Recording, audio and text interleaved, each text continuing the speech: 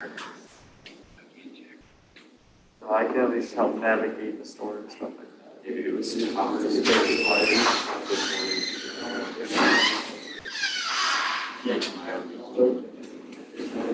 was a little disappointed in myself, I'm not gonna lie. Yeah. I wanted to get that DFS, I was like, yeah, my DFS works, so like, oh, my passing is awful.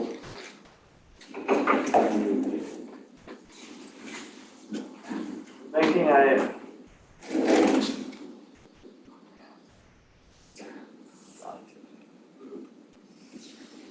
you think applying 5 grad schools is enough? I don't know if I can afford more than that. It's like not human. And get so you think there's almost 3 products.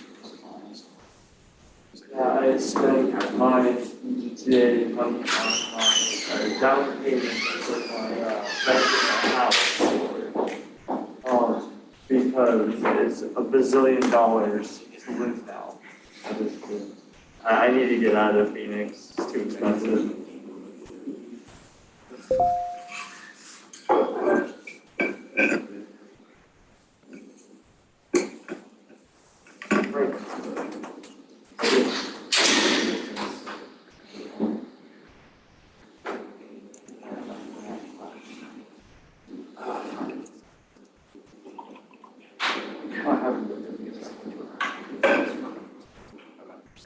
Yeah, they're just growing up to like one of those really high-end colleges, like growing up to degrees.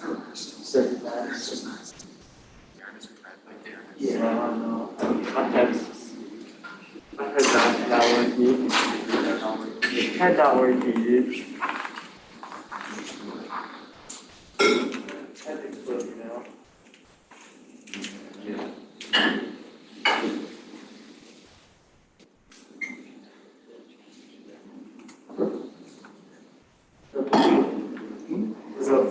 Let's go with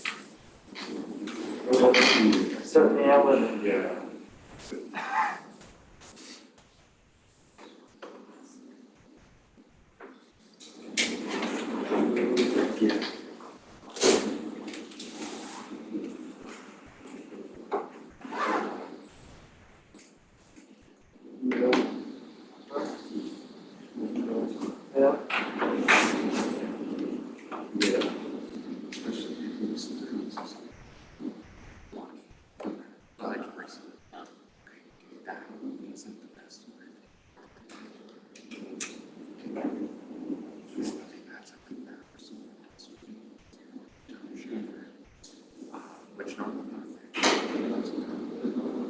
No, it's really different. So,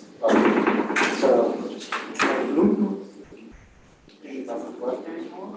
And I try to connect it by Wi-Fi. On today, working on health inspectors.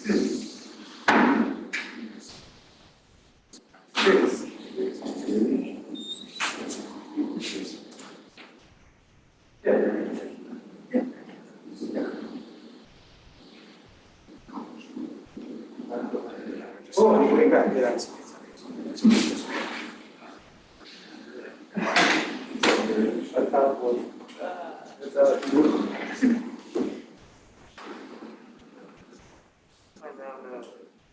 Three people. Let's go. This is recruiting. You're recruiting, you doubled in our numbers. Are you in this course? No, it's not yet. Hold on, I'll give him a link. Yeah, you got your home slice, check this out.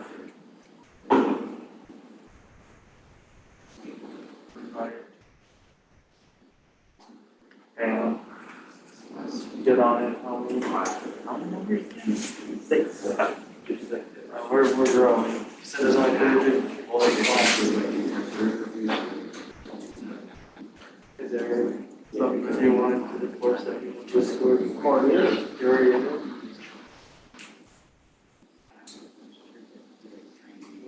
What's your names again? My name? Mike. What? Mike. I am. My face is even. Okay. Oh, that's you. Sorry, I used to be called ramen. I used to like have Derek ramen, I have Derek, I have a lot of Derek. Oh, yeah. I know there's the other guy. He's living with my friend. Is he? Yeah. Which one is that, Living with my friend Yisha. Ah. Okay. Which one is which Derek and Matt? Oh, Derek's we have 3? 4 and 5. 4? You're a lot of Derek. I just found out that my partner from 450 is also named Josh. Is it the same in the photo? Yeah, it's in the same, I'm looking at this photo to make sense of you guys. Yeah. You are the. Well, not right yet. Yeah. Yeah, but I think it'll be right by the end of the day. Maybe. You can eat like this though. Even if it's not like this. And your name is? Courtney. Bitter. So what are you planning on doing after your undergrad? I don't know, man. Probably just waste away in office. Immediately commit 12 plus years of my life to one company. That's my plan.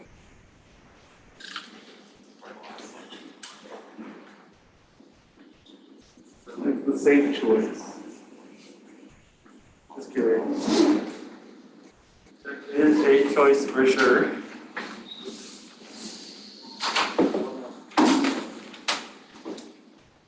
Do something. Yeah. Somewhere would be nice. I'll go anywhere at this point. Heck. If it means I leave Phoenix. You want to be here no more? What do you mean? I mean, it's a pretty safe bet. I'm gonna apply just because I think it's a safe bet.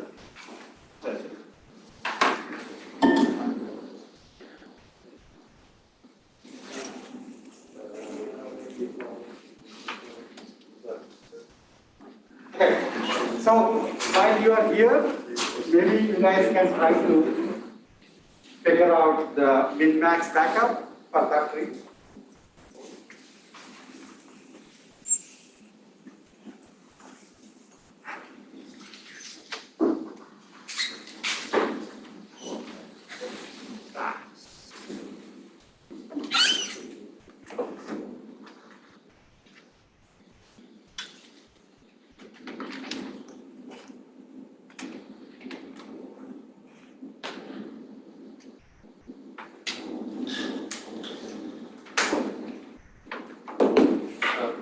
Yeah.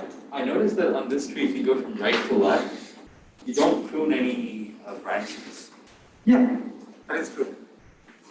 That's a good point, but in general, pruning depends very much on the order. Yeah, assume right now left to right.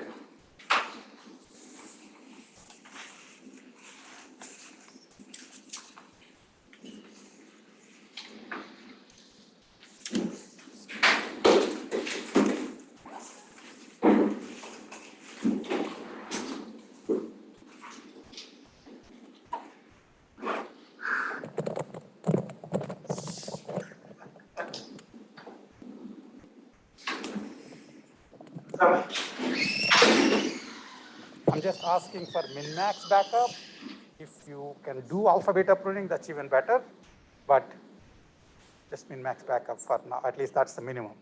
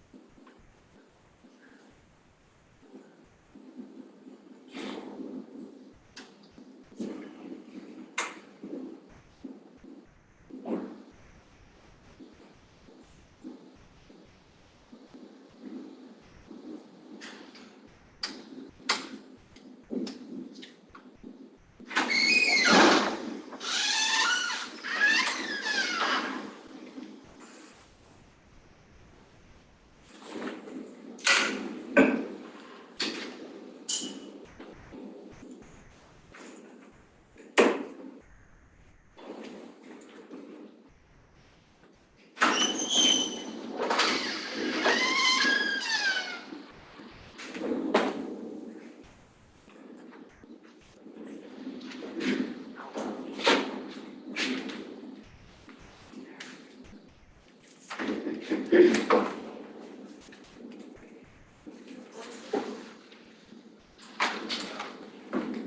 so what was the min-max backup for this? 4. Okay, and that's because there is 4 here, 5 here. Minimum of 4 and 5 is 4, and then there is 3 and 4. Maximum of 3 and 4 is 4, and then similarly 7 and 9. Maximum of 7 and 9 is 9, and then so 6, 4, 9. Minimum of 6, 4, 9 is 4. And then similarly 3 and 8, the minimum of 3 and 8 is 3. So the top guy essentially takes maximum of 4, 4 and 3, which is 4. Okay, I'm assuming that you saw at least this you got by watching the game tree stuff before. How many of you also felt that they got the alpha-beta pruning part? Okay. I will do this one when I come back here. During the middle of the class, I will do the alpha-beta pruning on this just so that we are on the same page. Okay. But we will do other things too. Okay, let's actually get started. So that was all because you guys were here, I guess.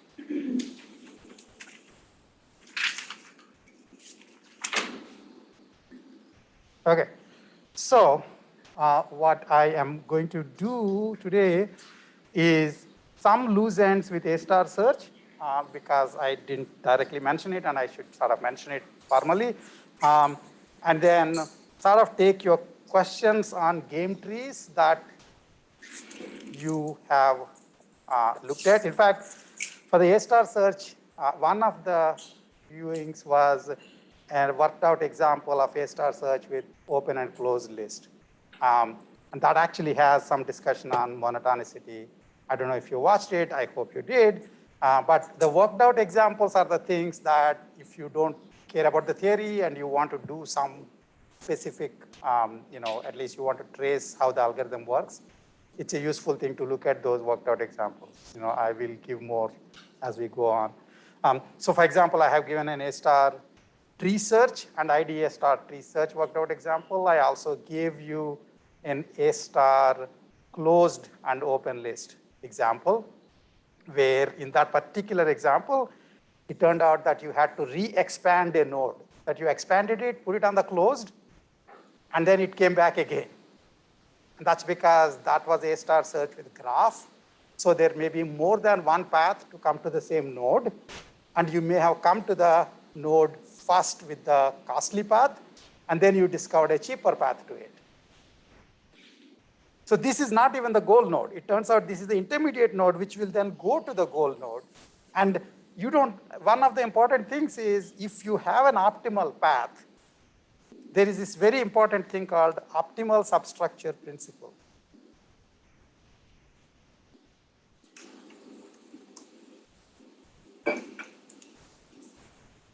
Which basically says that if you started at the start and then you went to the goal node, and there are bunches of nodes that you visited, and this is the optimal path to goal node, and then this is N5, this is N4, this is N2, let's say, and this is N1. It turns out that if, in fact, this is the optimal path, then the optimal path for N5 is the first part of the path. Do you understand what I'm saying? So if I'm going on the optimal path from here to some city, and I happen to pass through Tucson, then the path that I took to reach Tucson is also the optimal path to reach Tucson. You understand what I'm saying?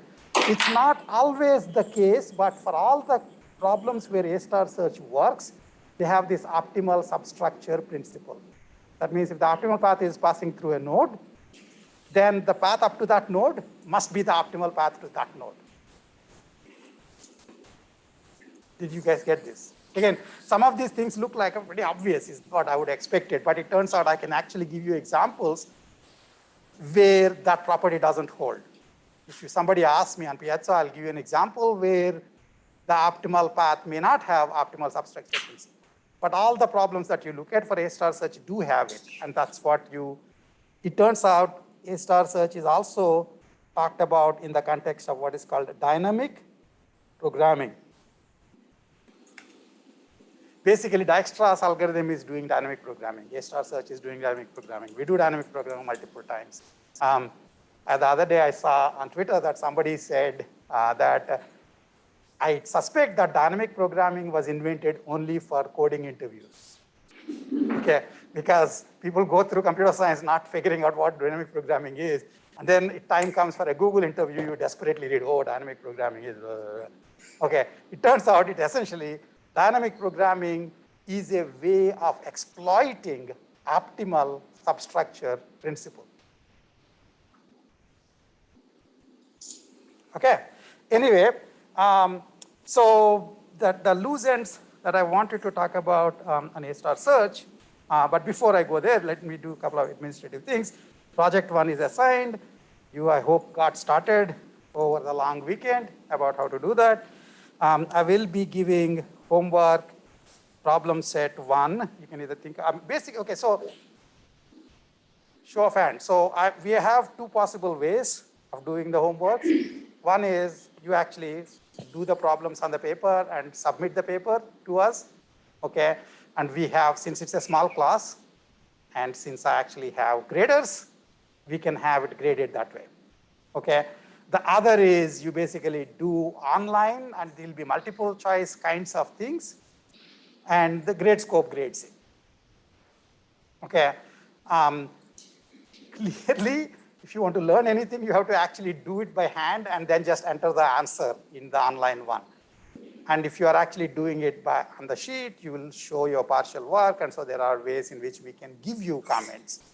These were the things that we used to be able to do when the computer science department courses were less than gazillion number of students per class. And since this class actually is less than gazillion students, I can do it. So my idea is to do it that way. Is there any strong opposition? Other people who would rather just do online homework? This one would involve actually printing and bringing it, and then we'll just correct it and give it back. So if you have any major worries, just let me know very quickly. But otherwise, we will be doing more or less actually the kind of things that will also come up on the exams. These are problem sets. Okay. And then the other thing that I wanted to ask is, are any of my office hours feasible? For each of you, is at least one of the office hours, I guess they're both in the same time frame. For how many of you are neither of my office hours feasible? If you wanted to come, it's possible that you didn't want to come. I'm asking how many of you cannot come either Tuesday or Thursday, 4 to 5 p.m. on that Zoom. Just one person, 2 people. Here are people so worried. 3 people, 3 people, 4 people. Okay, 4, okay. The 4 of you probably should send me a note separately as to, for example, whether Monday, Wednesday, that same time frame might work, for example, so that I can find it one office hour that time, one office hour that usually. This, I assume right now, up until now, nobody showed up. I just put on the Zoom and walk around, and nobody actually showed up. But if anybody needs to show up, okay, Will Knight, come on. Yeah, this I should stop, because what if people are yelling at me on Twitter and you see during the class? Will Knight is actually a MIT Wired reporter. I don't know what he wants, but we'll figure out. Is there interest in a weekly recitation session? It's going to be optional. So instead of office hours where you come because you have very specific questions, versus recitation sessions, we structure it. It'll be an hour, basically. We'll talk about whatever is connected to the class that you might want to know about. That may be doing additional problems or something or other. One reason I tried doing the registration sessions before. One reason I could never make it work is ASU is very much a commuter campus. Most people are only here during the class times and not at all. Right now, physical presence is not needed because the registration session can be Zoom. It doesn't have to be physically there. But people should have like a time, and I wouldn't want to do it unless a reasonable number of people are potentially interested. Not everybody needs to show up every time, but I cannot talk even on Zoom if I don't think there's somebody else on the other side. I have a major problem. So in fact, when I give talks, if somebody asks me to record, I say no, I'll only do live because I have to believe that there is some sentient being that's on the other side. Oftentimes, it's only just a hope, but if the hope is already dashed, I can't speak. Okay, so my question is, if we were to find a time when we do registration session, how many people might be interested? Show of hands. You're not held to it. You don't have to show up. 1, 2, 3, 4, 5, 7, 8, 9, 10, 11. Okay. So again, if some subset of those might show up, then we will record the registration sessions and other people can watch it even if they don't show up. Okay? That's the other thing that I wanted to ask. So those are the administrative things. Any other questions? Any questions? Okay, so the things that I wanted to talk about, this is fun thing. Let's try this. This is just to get the idea of heuristics in A-star search. I know you are all bubbling with game trees, but I want to do a few things about A-star search before shifting gears and going to game tree search. So here is some search node, some search tree, and I just abstractly put the nodes N1 to N100 on the x-axis. Remember, heuristic is just a function. It's just a real-valued function. Okay, I'll act as if these nodes are close enough that I can write an actual function like this. And in fact, the heuristic is a discrete valued function, right? Because each node, the domain is a discrete set of nodes, and the heuristic is given for each of those values. But we'll assume that those are all dots. I just connected the dots, and I have a function, heuristic function. This is what we mean by a heuristic function. Okay, so I don't know whether, did you guys actually wind up having to see this in any of the lectures you saw? I don't remember. Okay, then this is useful. Okay, so here is H1. This is H star. The red one is H star. Basically, I just gave you H star because that's the optimal heuristic, the optimal cost to go. If you have it, then search is very easy. But you know that heuristics are normally, basically, you can never get optimal, so you get some admissible heuristic. So imagine I have H1, which is this. Is it admissible? Say it loud. Yes, no, maybe so. Yes, okay. H5. No, okay. H4. No. Anybody who had a question about H4? The vox populi, that is the majority view seems to be that H4 is not admissible. Does anybody think that maybe it should be admissible? If you do, this is your time to ask. Again, remember the whole point, as I mentioned earlier, about Anna Karenina. Everybody misunderstands the topic in their own different way. People who understand it the same way. Who don't have very different ways of misunderstanding it. And it's useful to bring them up and get it corrected. You want to change your thinking, not the answer. Okay, here's the answer is H5 is H4, majority view is that it's not admissible. The reason is that H4 in this region,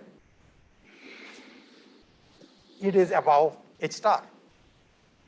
If the heuristic is more than H star, even once, then it's not admissible. Remember, it's a for all thing.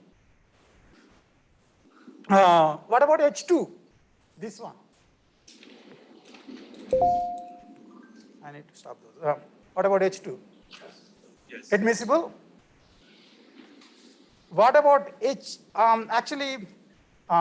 what about, before I go there, between H2 and H1, both are admissible.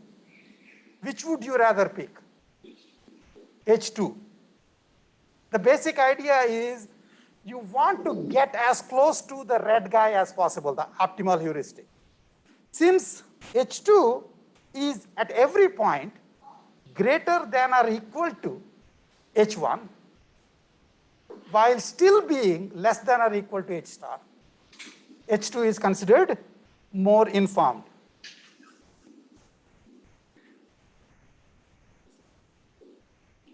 Right?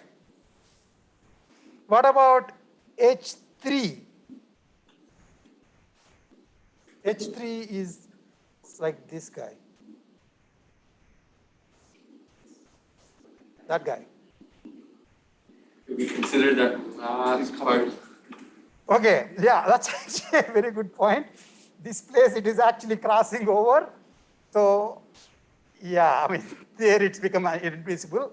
But then if you are into asking those kinds of questions, which is a good question, you should have asked earlier whether H4, whether H star is actually an optimal heuristic. How can H star be optimal heuristic if it's not zero anywhere? Right? I drew a picture, you looked happy, etc. But so this is a problem for which there are no goals. That's the only reason H star can be optimal heuristic. Okay, so the reality is actually H star should touch x-axis somewhere, a couple of places, so that those would be the goals. But you're right that H3 actually crossed here, but imagine it didn't cross, then H3 is admissible. Now the interesting question is, between H2 and H3, is one more informed than the other? Because notice that in this area, H2 is higher. In this area, H3 is higher.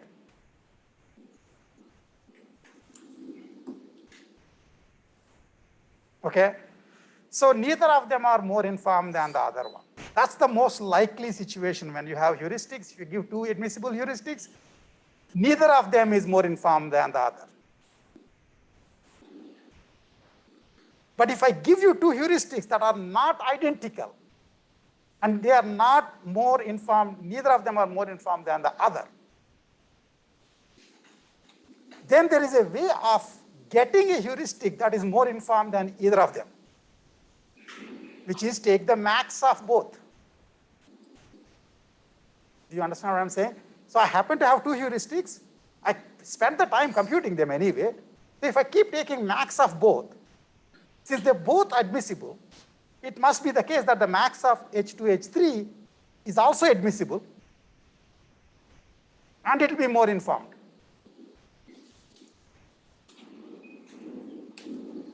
You get this? In fact, this is a very useful idea in multiple cases. Remember the one I mentioned in the pattern databases last class? It turns out that you can basically, if you have a puzzle like this, I can have a pattern like this, and then basically compute a pattern database for that. Maybe let's say this one, that pattern. And I can also have another pattern database, which is this part. Now I have two pattern database heuristics. So I take max of both. They're both admissible, and I take the max of both. I'll get even better admissible heuristics. Maxing is very easy. Okay. Now, why are we interested in informed heuristics? Yes, go ahead. You take values from H4 that aren't over, or would that be not good? If you take values from H4 that are not over, yes, that's fine. But there is something totally fishy about this whole picture, which is that you will never know H star. You see what I'm saying? You're able to say what you just said because I showed you H star. This is a kind of exam question. This is a kind of understanding question. If by mistake you have H star, you should ignore everything else about admissibility. Use H star. Who are you trying to impress? Do you understand what I'm saying? So these pictures are misleading. They're unrealistic in some level because you never get to see the H star. But I'm saying there is this whole idea called oracle arguments. Oracle, not Larry Ellison oracle. That's an ugly oracle. I'm talking about an oracle who happens to know Delphic oracle. Do people know Delphic oracle? Oracle knows everything. So if there is an oracle that I give you, which tells exactly what the value of H star is, or at least can answer for any given H, any node, whether or not it is less than or greater than or equal to H star, then I can talk about informedness, etc. And most of the time you show admissibility and informedness by actual proofs. So you, for example, will say the distance that I'm computing with for the heuristic is a relaxation of the original problem. So it has fewer constraints than the original problem. So whatever number I get, it has to be less than the optimal cost in the original problem. The same way straight line distance is going to be guaranteed to be less than the real distance between 2 points on a grid with obstacles. Yes? Okay, I just think you just answered it. I was just going to ask, if we don't know H star, how do we? That's the thing. So again, all of computer science, as I said, remember what I said about computer science versus hackers? Computer science people think about these kinds of things. And then they will basically, having figured out what heaven is, what optimality is, they might decide to just do inadmissibility anyway. Okay? I don't know what happened to me today. I thought PowerPoint should stop. These last couple of classes it didn't happen. I must have changed some setup. Anyway, so that's basically, keep that in the back of mind. In fact, most of the cases where I gave you H star, etc., that's because I just gave an oracle argument. I just sort of happened to know. But good questions. Okay. So there's a max way of doing two. So why do we care about informedness? Did somebody answer that? Why do we care about informed heuristics, more informed heuristics? I mean, you all were happy because I was able to take a max of H2 and H3 to get a more informed heuristic than each of them. The general idea is the more informed the heuristic, the closer it is to H star. And so it might do less number of node expansions. H equal to 0 is admissible, and it's the least informed heuristic. So informedness is a surrogate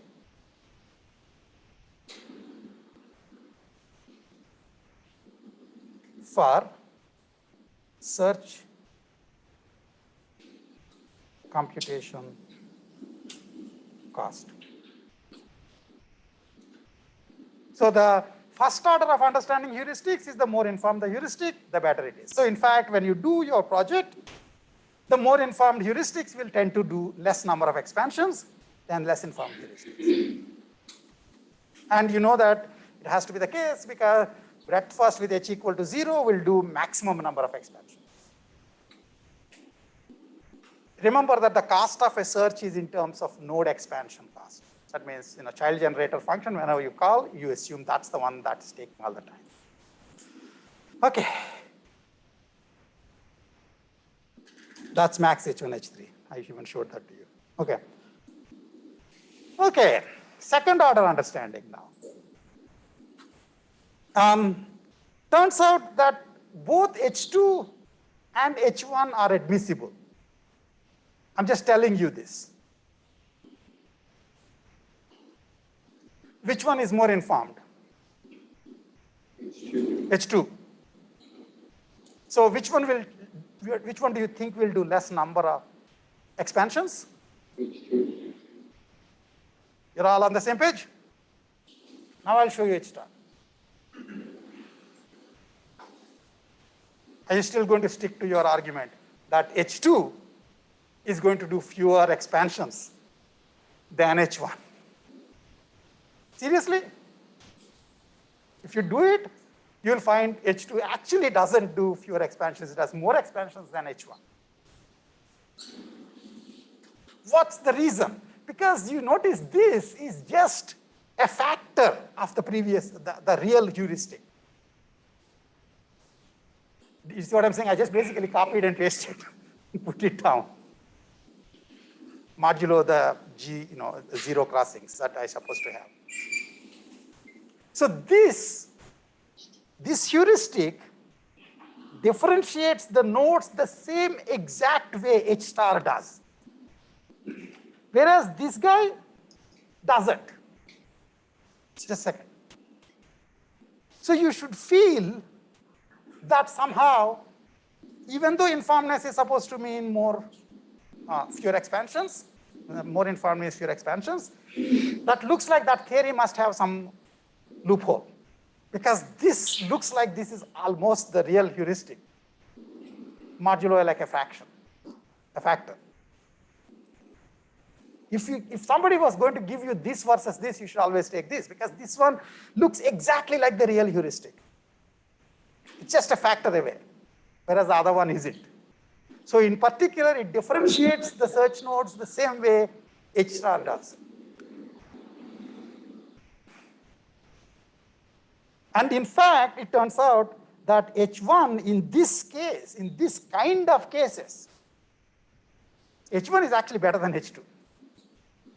Which is why, this is a second order understanding, this is why informedness is like a first order understanding of heuristic. More informed means maybe less expansions. There was a raised hand somewhere. Yeah. But isn't the average, like the difference between the heuristic values greater for H1? It's like, you can have a different factor, you could just be solving things down a different path. Well, this one solves everything on average better than the other one. I'm not sure. What you're saying is, I mean, on the whole, I think H1 will solve the problem with fewer expansions than H2. What I'm trying to say is that, isn't on average H2 closer to H star than H1? Yes, except it's not differentiating the nodes. And so I still have to give you the reason why this could happen. So I wanted you to intuitively feel that H1 has something going for it. Because your informedness theory said H1 is a loser. In fact, if H1 was just like H2, the same shape but below, you would have said it definite loser. This one you started wondering, because my God, that looks exactly like the same heuristic. It's just lower. And it turns out, I'll give you the reason as to why this will happen. Just a second. Yeah, go ahead. To be clear, so H1 expands fewer nodes, but is H2 still more informed? Or is it? No, H1 actually is like, so the answer that you're looking for is this advanced slide. And to understand this advanced slide, I mean, I'll leave this, but I'll tell you, and in fact, you notice H star, H2, H1, right? I put it that way. I mean, of course, they should all have like zero crossings, because if there's a goal, there should be a touching zero. But in general, I wanted to give you an idea where the shape of heuristic H2 is more like the shape of H star. And it can actually do less number of expansions, even though it's lower value than H1. This is your intuition. And the reason it actually happens is, look at this. Let us divide the number of nodes expanded into two parts.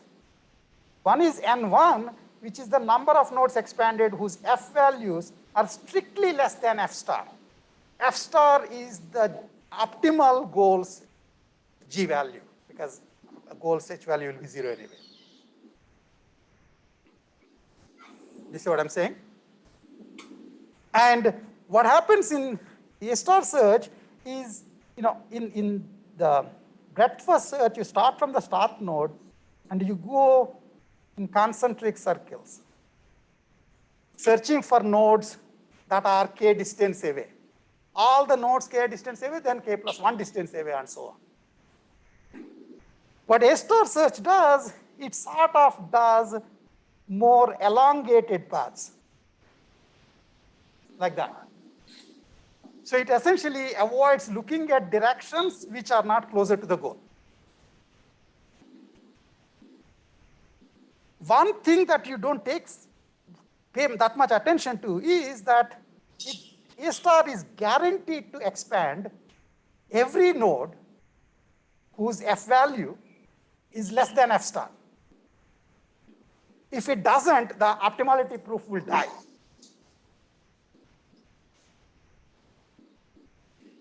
But then there are also nodes whose F value is equal to F star, but they're just not goal nodes. Do you understand what I'm saying? F value can be G plus H, both H and G are non-zero, and it turns out to have the same number as the optimal goals cost. So optimal goal is 10 units away. There are a whole bunch of nodes whose F value is 10 units, except it is G is 5 and H is 5, or G is 3 and H is 7, etc. Okay, so the question, of course, is A star search will, on the average, expand half of those nodes whose F value is the same as F star. In the worst case, it will expand all of those nodes and find the last node to be the goal node. Remember, when all you see when the nodes are sitting on the queue is their F value. They don't come saying, I have F value 10, but I'm also a goal node. Until you do the goal test, you don't know. Do you see what I'm saying? So they're going to expand those. And there, all bets are off. So the interior nodes, more informed heuristic will do fewer interior node expansions than the less informed heuristic. But the total number of nodes expanded is the interior nodes plus the nodes on the F equal to F star fringe. F equal to F star fringe will have the most number of nodes because these are all combinatorial search spaces. The last level always has many more nodes. Remember in the binary search? So in fact, the sum might be more affected by that. Do people understand this? So this is kind of what happens in this class. I mean, there's always something that you can understand, but you can go deeper. I mean, that's true in every subject, but it's also true here. Okay? So this is basically the picture I was showing you. A star search, unlike G, the breadth first search, which goes in concentric circles of G equal to G1, G equal to G2, etc. A star search is going F equal to F1, F equal to F2, etc., up to F equal to F star. And these are all real numbers. And so in some sense, the fringe that it looks at was going to be tilted towards the goal. In the best case, if it does H equal to H star, then the fringe would be a straight line to the goal. Only the nodes that are on the path from the start to the optimal goal would be expanded.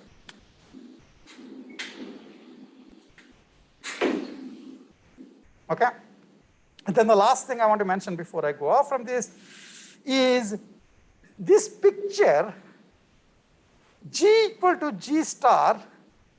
I mean, when you search in terms of the breadth first, G is a real distance. G is a real distance because it's summation of edge costs. Edge costs are all positive, and as you keep adding more nodes, if you add one more node, okay, one more node, the path length can only increase. It can't reduce. It can't stay this. It can't even stay the same because edge cost cannot be 0. F, on the other hand, is G plus H. G is guaranteed to be a distance. H can be anything that is less than H star. So you can have situations where you have an admissible heuristic, but the F value along a path doesn't increase monotonically. That means I have a node N1 whose G plus H is, let's say, 7. And then it has a child whose G plus H is 6. That makes no sense how can my child be better than me? That's what all the parents think, right? So how can the child who is actually you already had a G-cast and I went further and I got the child, how can the child be looking more up, promising than the parent? In particular, the paths that go through the parent are a superset of the paths that go through the child. A minimum of a bigger set cannot be smaller than a minimum of its subset. Do people understand this? Like if I take this entire class and find who is the shortest person, and I have a number for that, then I randomly throw half of you out. Then I find who is the shortest person. This new shortest person cannot be shorter than the first shortest person. These are obvious things in hindsight, but they wind up having very interesting computational properties. When that sort of a thing happens, and the reason it can happen is because heuristics don't have to be actual distances. So for heuristics to be distances, a real distance will satisfy what is called the triangle law of inequality. A triangle law of inequality says if the distance from B to C is something and C to G is something, the distance from B to G, this distance cannot be larger than the sum of these two distances. This is a triangle. In any triangle, the sum of two sides has to be greater than or equal to the third side, length of the third side. All real distances have this property. I said heuristics can be got from abstractions, but I also made up random numbers many a time. As long as they're less than H star, they are considered admissible. But some admissible heuristics might have this bad property. This is called, they're not consistent. They're not consistent. Their G and H values are not such that they are consistent. Consistency means F value will always increase along a path.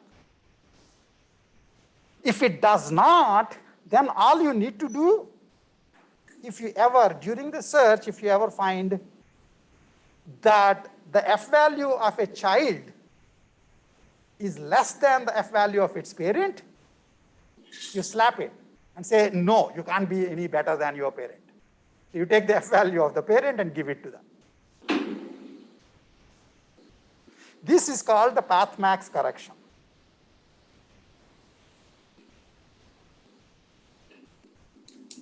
So that means you take F to be, oh, I'm sorry, you can't see, I don't know how to get this out.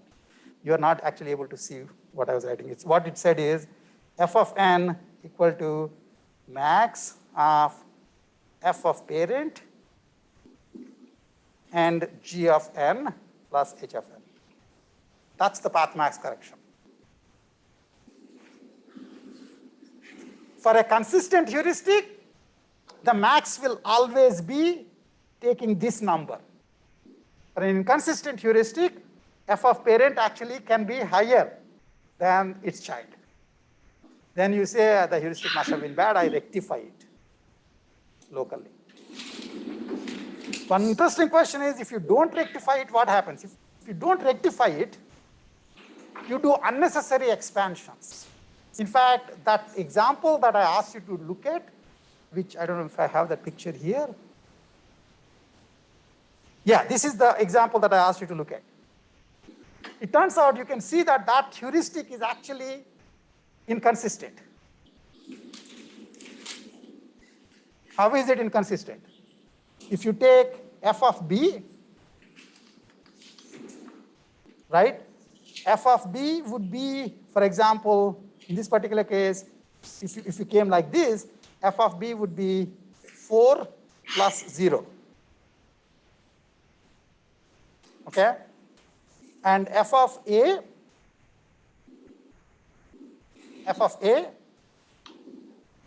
is 0. Oh, actually, this one is not. I mean, in fact, let's see, which one is the reason? Like F of A is 0 plus 3. That is also consistent. That's basically F of A to be increased. How about this guy? Go to B the other way. Like, What? if you go to B from D, like A, E to B, then it's 2. Yeah, but then 2 and still it has, 2, that's one way actually, but I think the D1 is also a problem.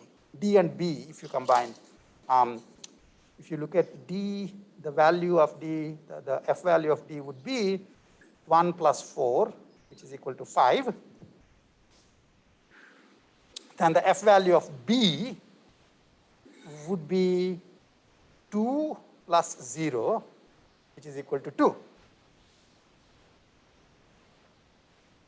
Assuming you come through D. At which point B has an F value less than its parent, D. That's actually the reason why in that example, B gets expanded twice. It's a strange kind of a novelty item, this monotonicity of heuristics. But the reason to understand this is to realize that heuristics don't have to be real distances. Because they're not real distances, they can have magical properties, such as not obeying triangle law of inequality. Okay? Yes? Can I just make something clear? You said it's called the path max, correct? Yeah. Path max correction, yeah. And what path max correction does is it like rectifies it on the way. All of this is discussed in this long example. I mean, those of you who watched it. I asked you to watch it, so I assume you did. Okay, but you know. Okay. Games, chess. The interesting thing about chess is that it had basically consumed the minds of some of the biggest intellects in computer science and math. So for example, you know, the stuff that you already looked at, von Neumann actually came up with the min-max theorem, that doing min-max will give you the optimal policy, you know, playing against a rational opponent. Okay? Claude Shannon did finite look ahead. Remember, towards the end of that lecture, you looked at the fact that if you have full min-max tree, then all the leaf nodes, but from now onwards, most of the stuff I'm saying should be repetition for you. If it's not, then you know that's part that you probably didn't understand or you didn't actually watch the lecture. Okay. There will be a few parts that will be new, but anyway. So in a normal complete min-max tree, you expand the tree until every node at the bottom is a terminal game position. It's either a definite win or a definite loss or a definite draw, if it's one of those win-loss-draw games. If it's a game with multiple final payoffs, then it's one of those payoffs. According to the rules of the game, there is a payoff for that node, and there's no question. Everybody agrees on the payoff. And basically what von Neumann said is if you have, you know, if you can think of this entire min-max tree with all the final nodes being essentially terminal nodes, then figuring out what is the optimal policy for the player max is basically, you can compute that by doing min-max propagation, min-max back propagation. And then Claude Shannon said, hey, you know, this tree is never going to fit, because for any reasonable game, by the time you go such that every leaf node is a terminal node, it would take forever. Basically, this, you know, you have to go deep as well as branching. So chess, for example, has a branching factor of 35. That means on the average in any given chess board, apparently you can make about 35 different moves on the average. Go, on the other hand, has a branching factor of 361. I remember that one also because I just looked it up. So it's almost 10 times worse than chess. And so these are all the games where you don't expect to be able to put the entire tree in front of you. Right? And so what Claude Shannon said is do finite look ahead, basically do depth limited min-max, where for the leaf nodes, you have an evaluation function that sort of gives you some approximate value. Using that, you figure out what's the best move. Now, is that the really best move? Not really. But if you did more look ahead than your opponent, you win the game. more likely than not. In fact, one of the big things that you heard about in the lecture that you saw is that really the one chess machine being better than other chess machine, whether it's a human or non-human, is how much deeper it can look ahead. Chess trees, the chess players which can look ahead 8 ply, for example, are considered almost grandmaster level. Okay? Right, so that's Claude Shannon. And McCarthy basically did alpha-beta pruning. He said, irrespective of whether you do the complete min-max or depth-limited min-max, because of the structure of minimizing and maximizing, it turns out that you can avoid unnecessary work by cutting off things when you can be sure that from the things that you cut off, you cannot get a better move. And one thing I should mention about alpha-beta pruning, it's a clever algorithm. Successive generations of AI students before midterm will desperately try to figure out how the alpha-beta pruning is working. I'll show you in my own alpha-beta pruning 4-minute video on that particular thing. It has about 287,000 views. That's like the most famous thing I ever did in my life, apparently. Right? Why? Because everybody doing AI, intro to AI, needs to look at alpha-beta pruning. And it's a clever algorithm. It's actually doing the pretty obvious thing. But it looks as if it is doing magic. Okay? And one of the things that you want to understand about alpha-beta pruning is the things that alpha-beta pruning is not a heuristic. It is not a heuristic. If you can use alpha-beta pruning and you chose not to, that's because you're dumb. Do you understand what I'm saying? There's nothing to be proud of saying, today I felt like not doing alpha-beta pruning. Oh, because you don't know how to write programs? That's basically it. It's a great idea. Once you understand it, it just can, in the best case, let you go twice as deep for the same number of node expansions. Because it's cutting huge numbers of nodes, in the best case. In the worst case, it just does as much work as normal min-max. Either which way, it does not change the answer. It gives the same exact backed up value. These are things you have to understand. And one other thing that you have to understand about alpha-beta pruning that people don't understand right away is when most of the time, I'll show you the tree again in a minute. I'll show the entire tree. But you guys realize, for example, that the way you do alpha-beta pruning is, first of all, you do the first right thing with the game trees, which is don't do breadth first on game trees.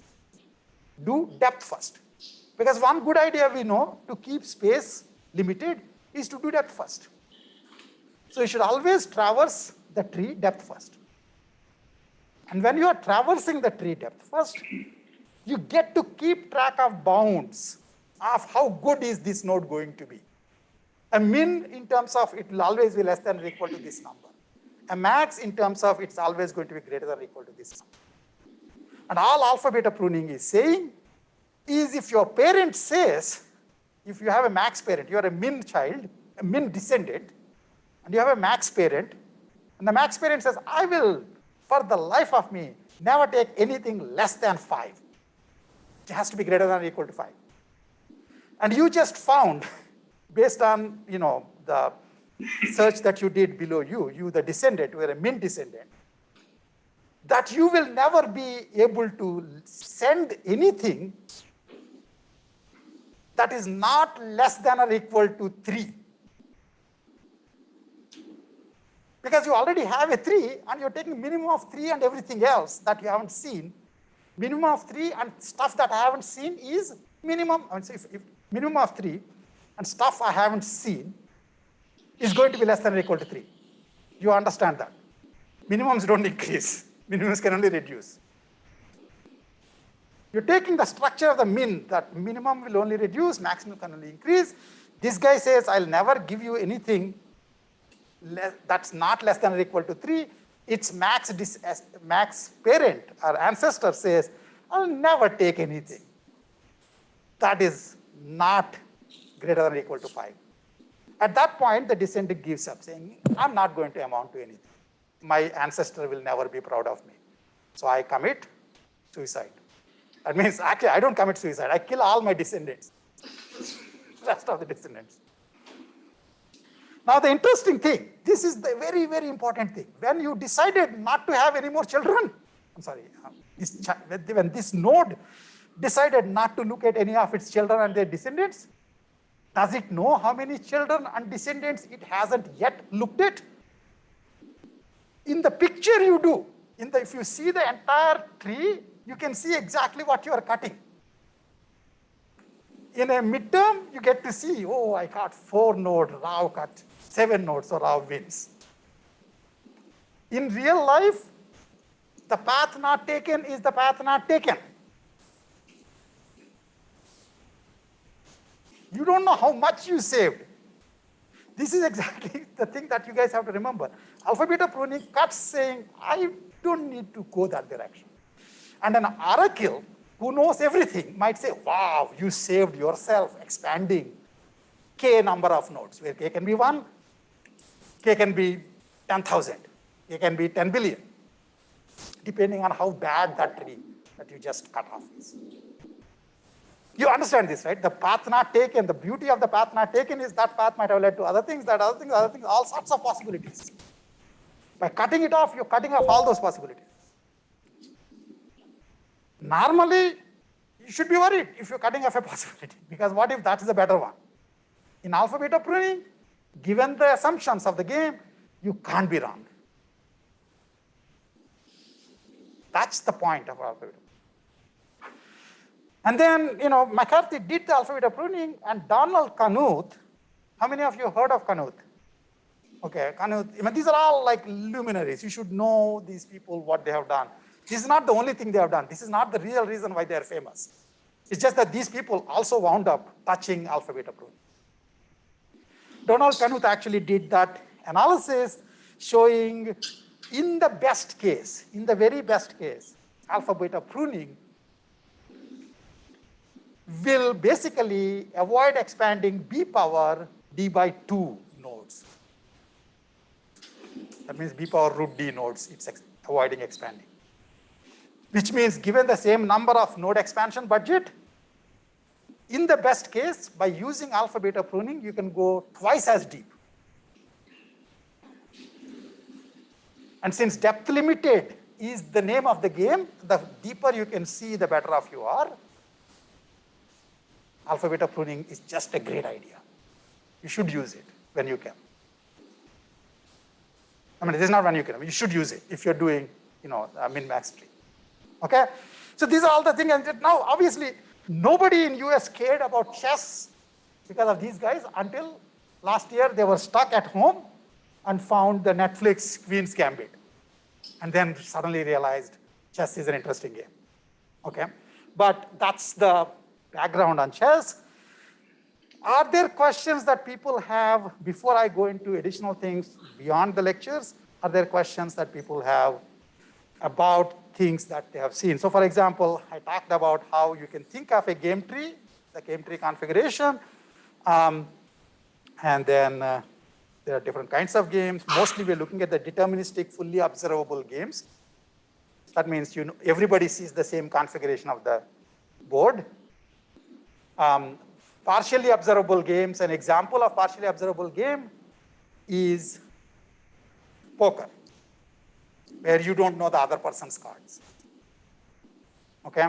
And of course, again, so this one, by the way, when you came here from A-star search to here, what changed when you came to like tic-tac-toe or chess? What changed? Remember the environment types? Deterministic, stochastic, observable, partially observable, dynamic, static, whatever. So which one changed?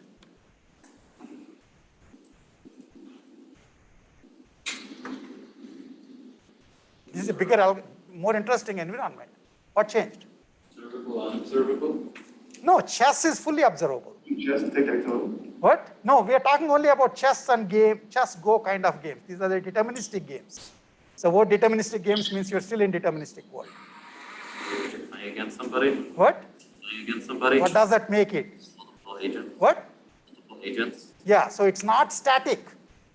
There are, even though it looks like the championship chess games are as boring as golf games, that nothing seems to happen for hours at a stretch, it turns out there is a certain amount of time total. And if you don't make your move in that time, if you use up all your time, then you lose the game.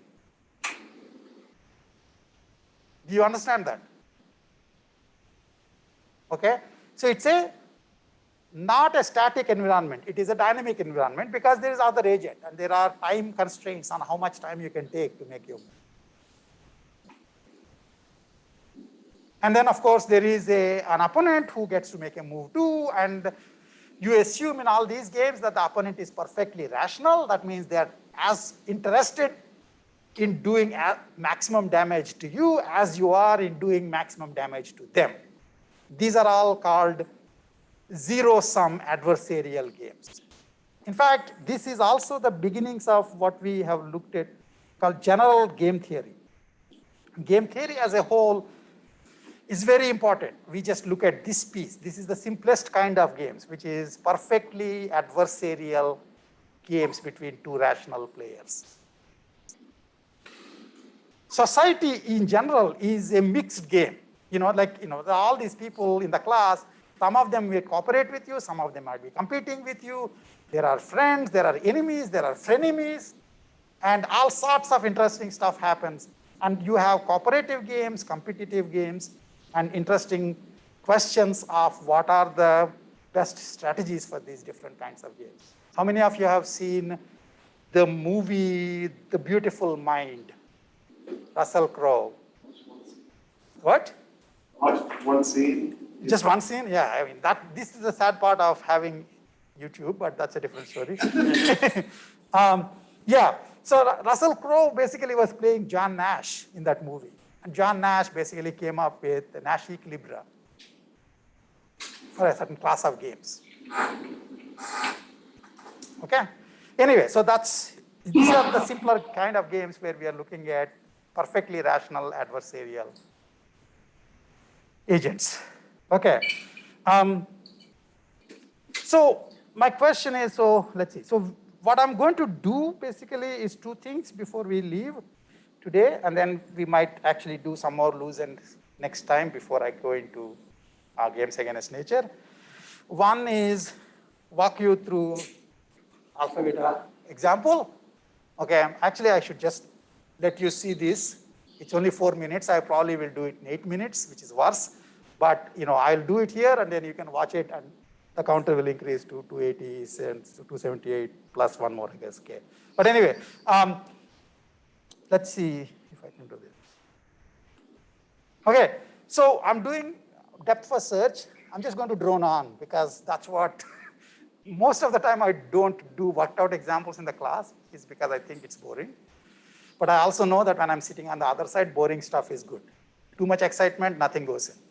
So this path is somewhat boring, but it's kind of going through step by step. Okay. Most of the time, the boring stuff, I'll make you watch the videos that are like a specific example at your own pace. So I'm doing this, in this particular case, I'm assuming all of these are the values of these nodes. The question as to whether they are the terminal values or they are the evaluation function values doesn't matter. If it is actually non-terminal nodes, then you applied an evaluation function. If they're terminal nodes, then they're the terminal values for this, the payoff. So I'm doing depth first search. I start with A. In general, I basically assume that max always has a limit of, max always has a limit of greater than or equal to minus infinity. Okay, and similarly, all min nodes have a limit of less than or equal to plus infinity. That's the loosest bound. So every max node has been initialized to its bound, greater than or equal to bound of infinity, and every min node is initialized to minus infinity. okay? And then basically that's without loss of generality, right? And then you're coming down, so you come down here, you find E is a terminal node, you're doing depth first search. Remember that even though you're seeing the entire picture in front of you, your search algorithm only looks at the nodes that you're expanding. So it only has the open list of nodes, which because it's depth first is B times D maximum. That's why we are doing depth first. It's important to understand that when you're writing the alpha-beta pruning, right? But I mean, it's nice to see the full picture, but really your algorithm is only seeing what you are expanding, right? So you come to 4, the moment you see 4, it's a terminal node. So this is its final value, final answer, if you're into Wheel of Fortune. And then B says, well, since I have a child who is 5 at least, I can definitely clamp myself to less than or equal to 4. Even if another child happens to be profligate, I have this 4 child, so I can send them up. And similarly, then B comes here, and it's a 5. So then minimum of 4 and 5, it's less than or equal to minimum of 4 and 5 is still 4, so less than or equal to 4. The thing you want to understand is anytime a node has the final answer, the bound of its immediate parent changes. Because otherwise it's all wishy-washy. Somebody, if you make your commitment, then I'll make my commitment. Okay? I'll change my bound. So B basically at this point less than or equal to 4, and then there are no more children for B. So in fact, 4 is the final answer. Because 4 is the final answer, this guy now is going to be greater than or equal to maximum of minus infinity on 4, which means it's greater than or equal to 4. I keep that. I continue doing depth first search. Basically, remember what happened was when you expanded A, B, C, and D sat on the open list. Then you picked B. You expanded, E and F came onto the open list. You expanded E, there are no more children, so E has a value. You expanded F, there are no more children for F, so F also has a value. Then you expand. Then basically at that point, B has an actual value, so that means A's bound changes. The next that will be expanded is the next node on the open list, which is C. Because remember, I put E, F, B, C, D. Right? Okay, so I go C, I go to G, this is 6. Because this is 6, this will be less than or equal to 6. And I come down, there is 3. This means it's greater than or equal to 3. Now, one of the interesting things, okay, so greater than or equal to 3. And by the way, any time a bound changes, you should look up the ancestry path for you and see if there is any ancestor who is causing a cutoff. If you're saying less than or equal to 6 here, had this guy said greater than or equal to 7, there is a cutoff there itself. Do you guys understand that? The program doesn't know when the cutoff will occur, so it's basically just checking all the time. So every time a bound changes, you look up the ancestors to see if any ancestor is mad at you. In which case you commit whatever the suicide of your children, not yourself anyway. Okay? So this is less than or equal to 6, and then similarly here is greater than or equal to 3. It turns out that had this greater than or equal to 3, if in fact this is instead of being less than or equal to 6, had this been less than or equal to 2, there would have been a cutoff. As of now, there is no cutoff because this max says greater than or equal to 3, this says less than or equal to 6. There are values which are between 6 and 3. So there is no inconsistency. Okay, see that? Okay? So then I continue here, there is 4. So this is greater than or equal to 3, max of 3 and 4. So this really equal to greater than or equal to 4, which actually becomes equal to 4. Right? Which means this guy's bound changes. It is less than or equal to min of 6 and 4. which means less than or equal to 4. Right? Now again, anytime a bound changes, I look. Now this time, this guy says I'm less than or equal to 4. That means this guy is saying, irrespective of what else is left in the rest of the tree. You guys are all oracles. You can see the entire tree. You know exactly these guys are left. But your search algorithm has no clue. In fact, there could be the entire universe sitting below this. You understand what I mean? There's this thing that say that 9/11 is coming. There was this point that before 9/11, many times, huge terrorist attacks were foiled. I actually knew friends who were on ISAT studies, etc. They were being briefed about which of them were foiled, but they won't tell you they foiled it. And when they stop the attack, you don't know how many lives are saved. You understand what I'm saying? So this is the problem. And they'll say, hey, why should we keep these guys around? They seem to be nothing is happening. Nothing is happening is kind of a good thing in some ways, in that particular case. Although it looks like a specious argument. That's like the tiger stone argument, that I have a stone and there are no tigers, so it must be stopping the tigers from coming. But the reality is both are possible. And you need to consider that when you stop something from happening, you don't know how much damage you actually stopped in an open world. So when you cut this off, in this case, why do I cut this off? This one says less than or equal to 4. This one is saying greater than or equal to 4. Here is a classic case where, why do I need more than one move that gives me the same 4? I already have one move I know which is going to be, that will give me a 4. So A says, I'm not in the market for anybody else that are equal to 4. So C loses heart and says, die you guys. All it does is just puts a line here. That means it stops expanding itself.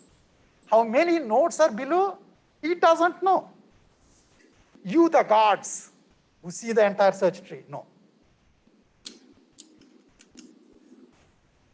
Up until now, is there anything particularly smart that we are doing? No, we're just repeatedly keeping track of bounds, that's all. It's the kind of thing computers were invented to do. Update the bound to be max of the previous bound and the next bound. Or update the bound to be min of the previous bound and the current bound.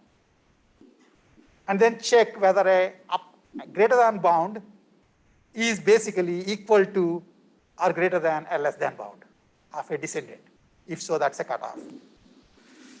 There is actual names for each of these cutoffs. That's the fun, the greater than based cutoff that we happened here is called alpha cutoff. And if you are basically stopping the search because a min ancestor is saying you should stop, that's called beta cutoff.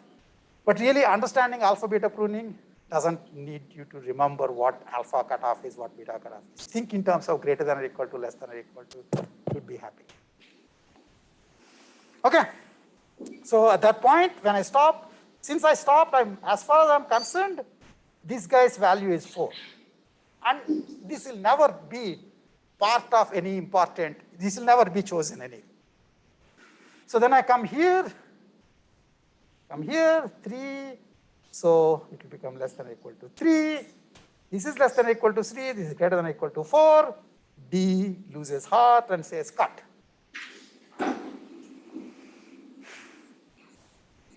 So the ones that got cut off are this. But showing those X's, you have to understand, is specious. Because in the real world, you don't know what you saved.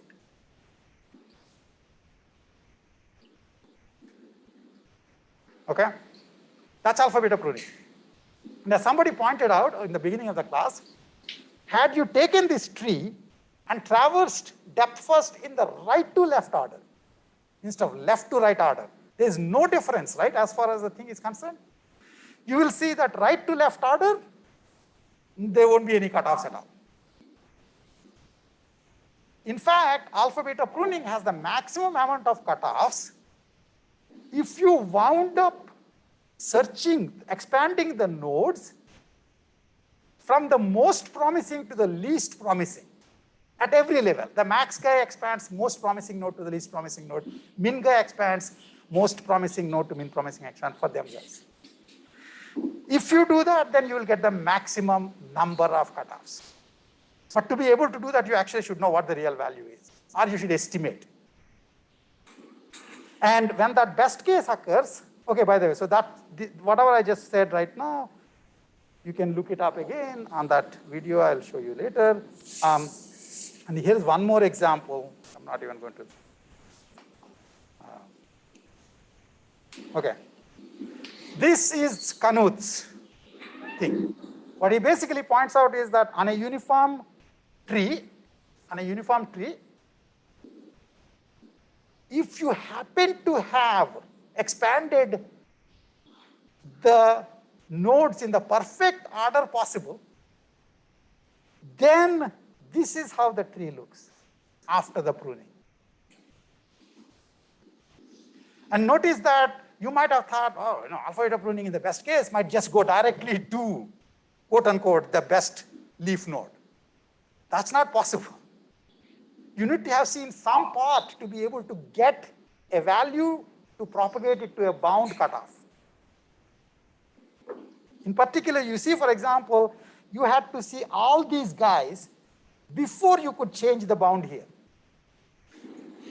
And if you are lucky here, as soon as you see this guy, the rest will be cut off. Similarly, as soon as you see this guy, the rest will be cut off, if you are luckiest. Okay, and similarly, in this particular case, you still have to see these three, and if you are lucky, this whole thing can be cut off, if you are the luckiest. And similarly for every one of the other ones. So now, if you count the ones that are black versus the ones that are white, the white ones are not being expanded. And there's a nice little argument here. This is the kind of thing that theory folks do. It essentially, if you follow this argument, you'll realize that the number of black nodes is b power d by 2 approximately. Which essentially means that alpha-beta pruning, in its best case, does a b power d tree in only b power root d time. Which means given the same budget, it can go twice as deep.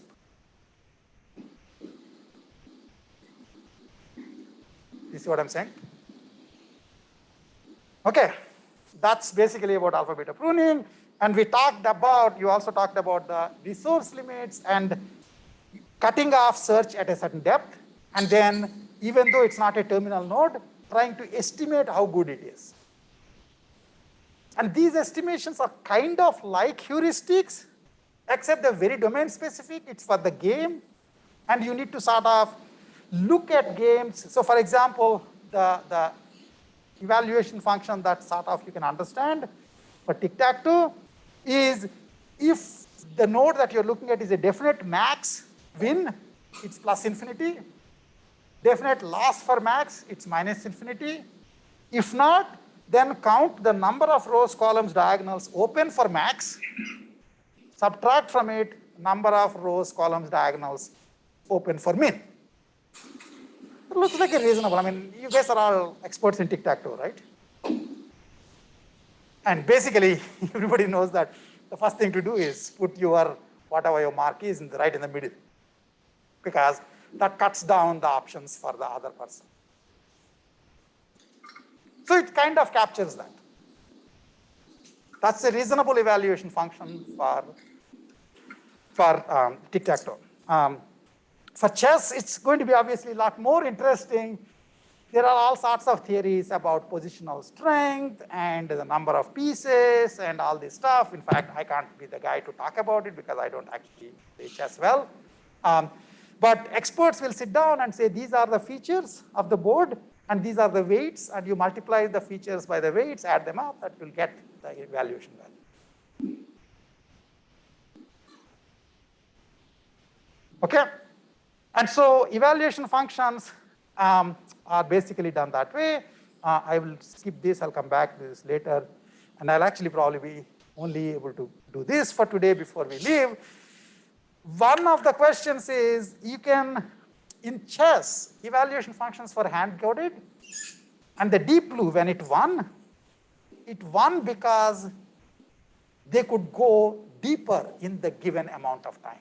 They actually, in 1997, constructed a ASIC, that is application-specific VLSI chip, which was only good for just quickly expanding chess nodes. And so they improved the search speed significantly. They did alpha-beta pruning. So they were able to go deeper before picking which mode to go, which move to make. That wound up making them win. By the time we got to Go, which only happened much more recently, the problem with Go, it turns out, is initially Go also they tried to do it by search rather than evaluation function. In particular, it turns out that the search that you can do for Go, this is something that I will cover next time, is Monte Carlo tree search, which basically is sort of, if you're at a particular node, you randomly pick up my move, opponent move, my move, opponent move, until just one move each, until I hit the terminal node. And once I hit the terminal node, I try to back up. If it is a win or loss or draw, I try to back up the value up. And it turns out that Monte Carlo tree search is a great sampling-based algorithm. We will talk about it next class. It's a very useful thing. It's also actually reinforcement learning algorithm. So it's like an early insight to reinforcement learning. But finally, not only did they do that, they also wound up learning the evaluation functions. Instead of people writing the evaluation functions, they learned evaluation functions based on the board configuration, based on the previous games, based on a large database, and based on humongous cells. That's what Go won.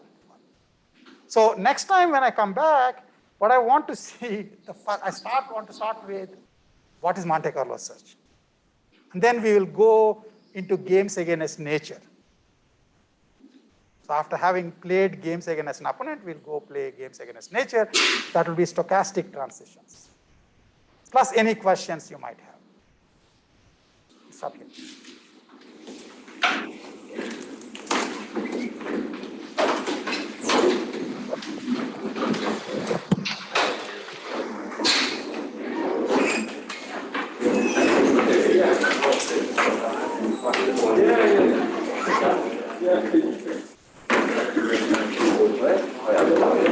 Yeah.